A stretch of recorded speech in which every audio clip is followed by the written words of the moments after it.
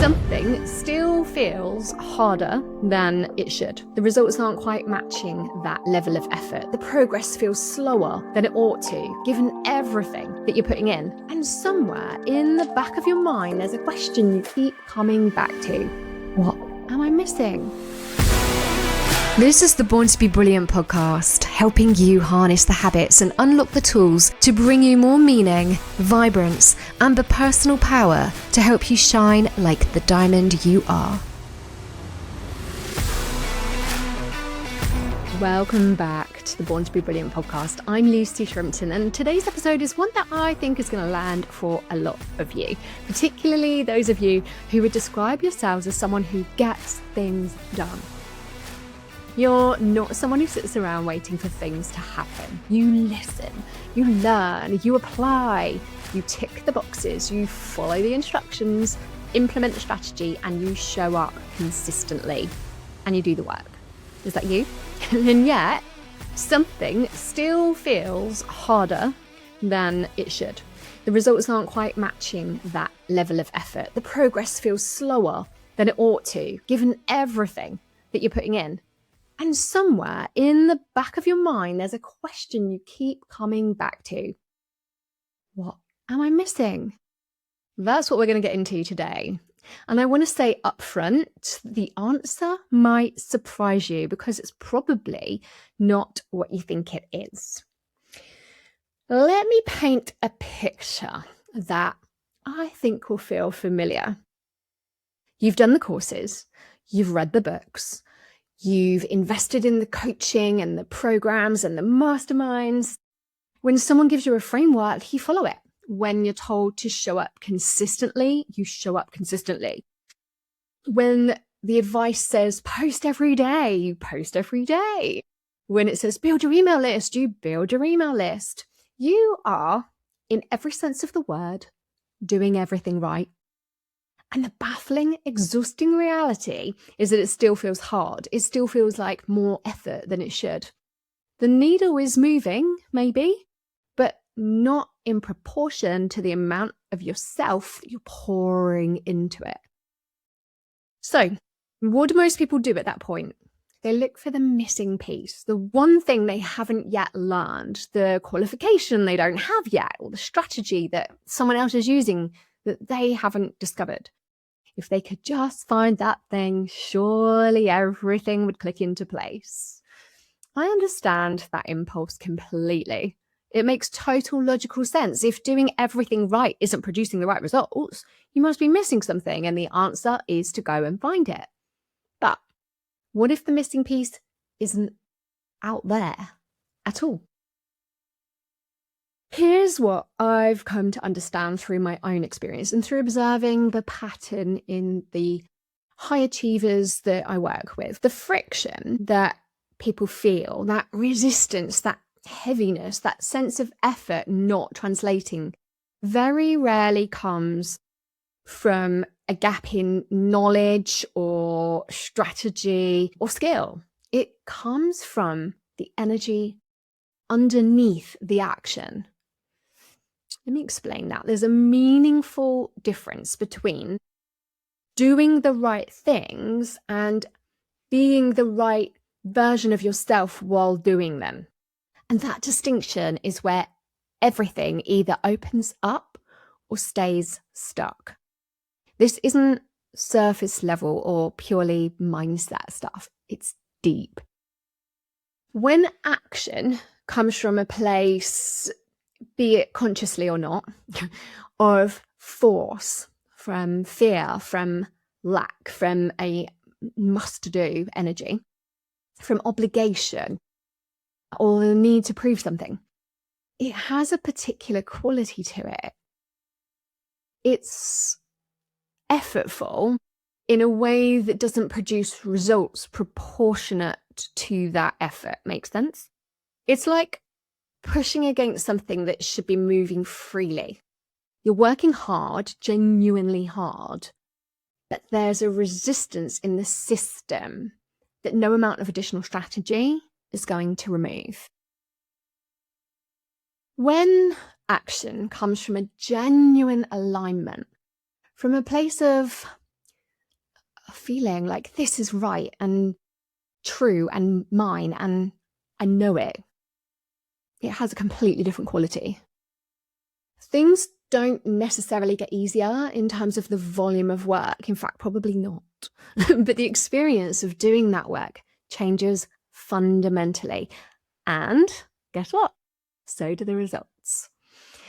I speak from complete and utter lived experience because I spent years not fully understanding this distinction. I sensed it intellectually, but not in an embodied way.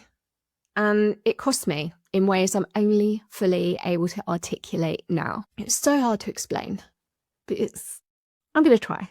For a long time, a significant stretch of my career, I might add, really long time, I was doing everything that was supposed to work.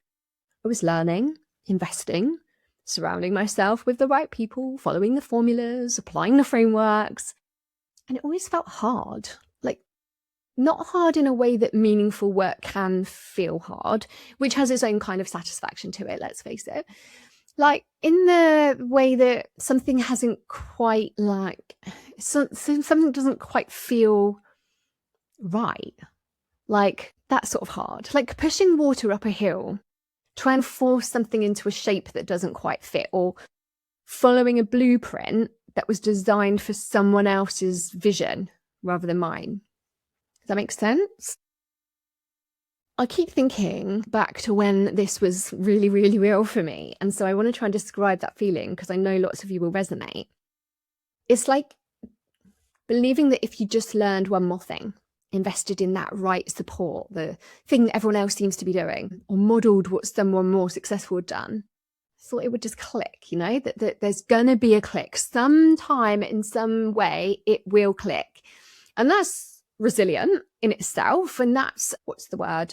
Yeah, it's resilient and persistent. And, the mindset's right. Yes, I believe it will. I believe it's possible for myself. So not giving up, right? And I did learn valuable things in doing those things, by the way. I definitely did. Though, there was lots of great support and guidance. And there's always a learning, no matter what, even if the result isn't what you hoped it would be, that, oh yeah, I invest in that person and I'll get some key that will just open something up for me.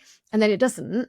And then you're miffed. Well, no, I'd always take a learning. There's always one. So yeah, there was definitely a lot in that, but none of it resolved the fundamental friction, because the friction wasn't coming from a gap in my knowledge or skill. It was coming from the fact that I was building something that wasn't my version of that thing. I was following other people's maps to a destination that wasn't actually where I wanted to go. I may have thought it was, but not when you actually really look at that destination. So the moment things shifted, for me, it wasn't dramatic. It didn't arrive with a fanfare. It was actually the moment I stopped forcing it into a shape that didn't fit. And I let it become what it had actually always, at some intuitive level, meant to be, that I'd known that it needed to be. Despite the fact that I thought that went against what all the noise and everything else is saying out there. And what happened then wasn't that everything suddenly became easy at all. The workload didn't get smaller. In fact, I would say it grew overnight with the clarity. But the weight of it got lighter. That's the only way I can describe it. The load was still real, but I was carrying it differently, from a place of alignment rather than effort, from a place of this is right rather than this should work. And the thing I want you to really hear is that the outcomes don't have to change immediately for you to know you're on the right path. You feel it before the evidence catches up. There's a quality, let's say, to aligned action that's recognizable even when the results haven't yet confirmed it. It's like, it feels lighter. It feels like yours. It flows in a way that forced action never does, regardless of how skilled or capable the person doing it is. You feel like this huge sense of trust, like a trust that it's all on track now. So you could be looking at the exact same results, KPIs, revenue, whatever, but yet it just feels completely different. What once may have felt heavy or a worry or frustration or overwhelm suddenly doesn't. And you're like, but nothing's changed in my outcomes. And it's like, but it's all changed. It will get there. It's going to catch up. And you just know, you literally just know at your core. Now, if you can, if you're up for it, I want to take this one layer deeper, because I think there's something even more fundamental sitting underneath the force energy for a lot of people. And it's the thing that most business content never quite gets to.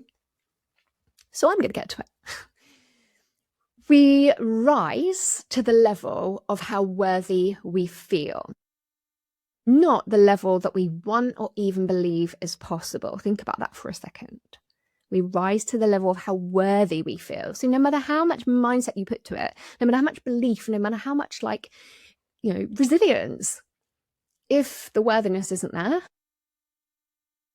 I've said this before and I'm going to keep saying it because I think it's one of the most important and most underestimated truths in the whole conversation around success and performance. You can want something deeply. You can believe with genuine conviction that it's possible. You can do everything right and still find yourself unconsciously operating at the level that feels safe to hold rather than the level you're actually reaching for. The worthiness piece is what determines how much success you'll allow yourself to receive and sustain. Most people never examine it directly. Firstly, because they often have no idea that it's even playing a part. And also because it doesn't look like a strategy problem. It looks like a results problem. It shows up as inconsistency, as self-sabotage, as the strange pattern of things going well and then somehow getting complicated again, just as their momentum was building. What that is the human behind the business operating from an internal makeup that's familiar, safe, and perhaps served them well thus far, but that hasn't yet caught up with the level they're trying to step into. It needs to be recalibrated in order to play in the next arena. So I want to offer this idea. The work isn't to push harder or learn more or find the missing strategy. The work is to look honestly at what's running underneath everything else. And that takes bravery and courage. So the beliefs, the patterns, the sense of what you're worthy of holding, because when that shifts, everything built on top of it shifts with it. If what I'm talking about today is resonating, if you recognize yourself somewhere in this conversation, then I want to invite you to come and explore this with me live. Depending on when you're listening to this, you may have to come and ask me for the replay, but I'm hosting a webinar this Thursday, the 14th of May at 11 a.m. live. And this is precisely the conversation that we're going to be having together. It's called Get Out of Your Own Way. And it's about understanding what's actually sitting in the gap between where you are and where you know you're capable of being. The details are in the show notes, and I would genuinely love for you to be there. So let me bring this back to the main message today. If you're someone who does everything right and it still feels hard, the answer is almost certainly not that you need to do more or learn more or find a better strategy. The answer is worth looking for in a different place entirely. In the quality of the energy you're bringing to the doing, in the alignment between what you're building and who you actually are, and in the beliefs running quietly in the background about what you're capable of holding. The load doesn't have to get smaller for the work to feel different. When you're operating from the right place, the genuine alignment rather than force, from a feeling of worthiness rather than a need to prove, the weight gets lighter even when the load stays the same. And that difference in how it feels, in how you show up, in the decisions you make and the consistency you sustain changes everything about what becomes possible, not just in your business, in your whole world, in everything. That's the work. And it's the most valuable work there is. Thank you so much for being here today. If this episode has resonated, please share it with someone who needs to hear it. You know someone. I know you do. And come and join me on Thursday. The details of the webinar, they are in the show notes, and I want to see you there. The show notes have got the webinar link and everything you need. And if you're not quite ready for the webinar yet, but something about this conversation, this episode, has piqued your curiosity, there's also a mention in the show notes about something I'm building called eSchool. So get yourself on the wait list and you'll be first to hear when the doors open and more information shared about that. Until next time, you were born to be brilliant. Don't let anyone or anything convince you otherwise. I hope you enjoyed this episode, and remember, go out there and shine your light bright because you were born to be brilliant.